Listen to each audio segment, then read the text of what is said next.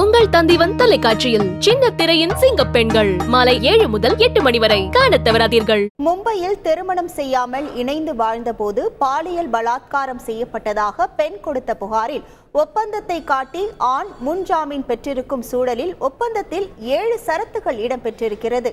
திருமணம் செய்து கொள்ளாமல் இருவரும் 2024 ஆகஸ்ட் 1 முதல் 2025 ஜூன் 30 வரையில் ஒன்றாக வாழ்வோம். திருமணம் செய்து கொள்ளாமல் வாழும் இந்த காலத்தில் இருவரும் ஒருவர் மீது ஒருவர் பாலியல் துன்புறுத்தல் வழக்குகளை கொடுக்கக்கூடாது. அமைதியாக தங்கள் நேரத்தை செலவிட வேண்டும்.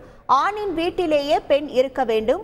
இணைந்து வாழும்போது ஆணின் நடத்தை சரியாகவில்லை என்றால் 1 மாத காலம் நோட்டீஸ் கொடுத்துவிட்டு எந்த நேரத்திலும் பிரிந்து விடலாம்.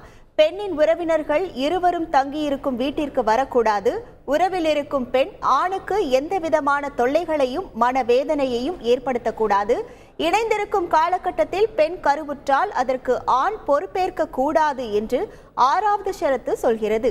உறவின் போது ஆணுக்கு மன உளைச்சலை உண்டாக்கி அதனால் அவனது வாழ்க்கையை பாழாக்கினால் அதற்கு அந்த பெண்ணே பொறுப்பாவாள் என்றும் கூறுகிறது.